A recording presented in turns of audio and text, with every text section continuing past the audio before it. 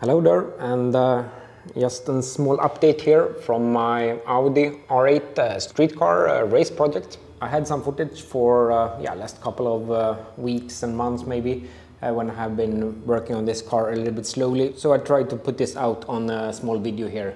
Not so big modifications, but some small, so if you want to see that, keep following watching. I am finally going back to Sweden, so hopefully I can have some footage from Sweden and some race cars there, and hopefully on my Volvo 245er Volvo Guinea project, Volvo with V10.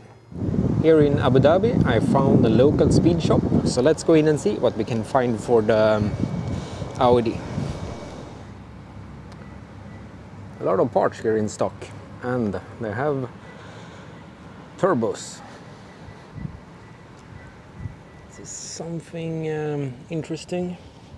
64, 66. Maybe the bigger exhaust housing.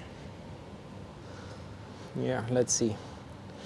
Exhaust parts, clutches. Yeah, they also got a lot of Motec parts. The big dash. Nice. And sensors and wastegates, and yeah, they got literally everything. Intake manifold, some TB48 parts, the Nissan big 6-cylinder. Nice to have so many things locally here. It's not that much for directly for the R8, but the universal parts I can use. Ready for the TB48. It's a lot of aftermarket parts here for the TB48. Looks like the oil pump and yeah, the valve train. So that was actually what I was thinking of first, to build the TB48 Nissan, but yeah, I went for an Audi. Maybe in the future.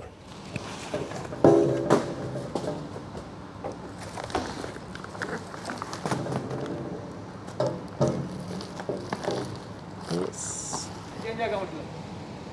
Looking good, and as you can see, these one are mirror image. One is rotating left and the other one right. Clockwise and counterclockwise. That's nice. Stainless steel V-band exhaust. Usually when I come here for parts, I also go here and buy some cheap chicken biryani. When you buy these expensive car parts, it's good to buy biryani for 10 dirhams. That's about $2.50, and for that one I have lunch 2 days and yeah, 3 meals. Go to the garage. The turbos, they are ball bearing turbos, and this is actually the first turbos I ever had with the ball bearing. I am not a huge fan of that extra cost that these do, and I have great success in my Supra and all my cars with just journal bearing turbos. But on this car, one thing that I think is that it's a restriction on the inside. They don't need so much oil. That's good for the return. I had some problem with my Lamborghini with some smoke in the exhaust, even though I put restrictors for those journal bearing turbos. And also it's good to have as much oil as possible, because this oil pump is not dimensioned for turbo actually. And also if I'm going to do some anti-lag, rolling anti-lag on this car, or yeah, on the launch control as well, it is a little bit better with the ball bearings. I'm trying to figure out the location here for the intercoolers and how big I can have them. And I have moved some wiring, and also we have this relay boxes here. If we open this one on the left hand side, it's 2 relays and a couple of circuit breakers in this big box. On the right hand side, it's a little bit more relays and circuit breakers, or fuses, I would say. It would be nice to replace these to PDM instead, because still I need some extra power for my turbo system, and I've seen some other turbo system guys, they put some extra relays on the side here, and it looks a little bit crappy. Maybe I will remove this plastic box completely. So it will be a little bit more access to the engine as well there. And on this side, yeah, put the PDM there. I have got some parts manufactured, or water cut, these ones. These are plates that intercoolers will stay on, If I have been in my workshop in Sweden, I probably have made these ones by hand, and these ones also by cutting them and drilling them. But now I don't have all of that tools here, so I did some drawing and got the company water cutting these ones. That's actually probably a smarter thing. These ones, small flanges, is I'm removing this secondary air system, and there's a valve here that goes into the cylinder head here. I don't think I need for a racy car, so I will put this block off there instead. Two I will bring home to Sweden to the Volvo Gini. DHL just came with a big box of parts. Very good. Let's see what's inside. I could see some Turbo Smart wastegates.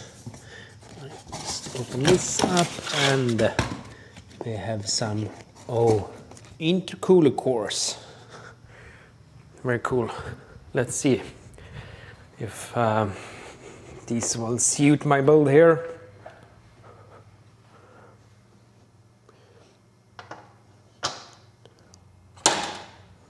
And some Garrett cores. Will be good. This is the water side and this is the air side. Looking really good.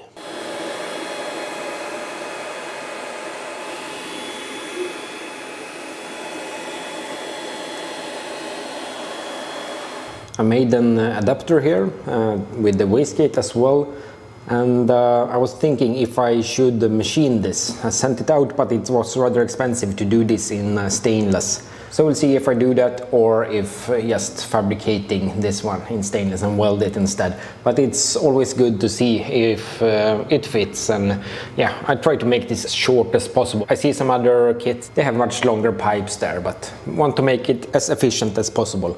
And also because this is a passenger car and I'm building this to a very streetable but race car. So I do some small details. Some things is not going to do anything, but it doesn't cost anything except my time. And easy things I gladly do.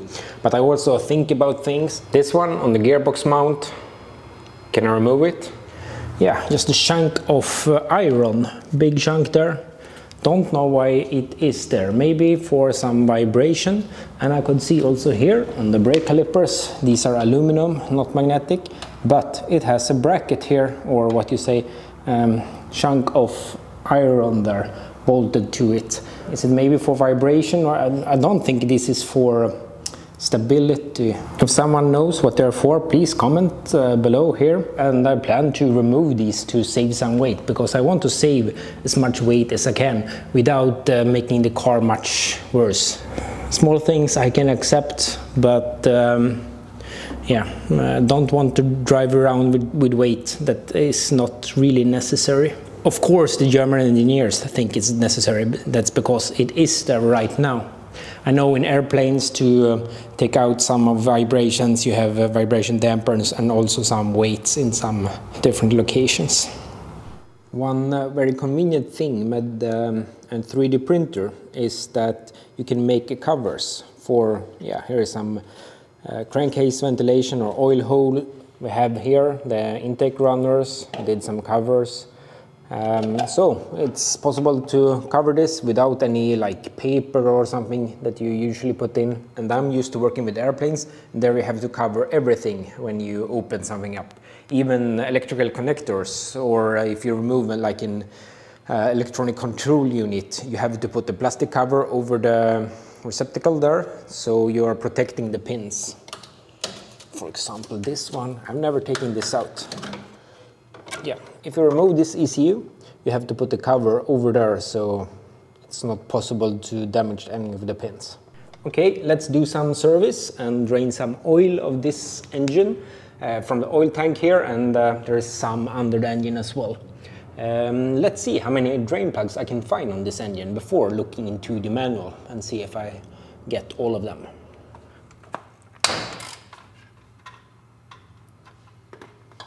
And we have number 2.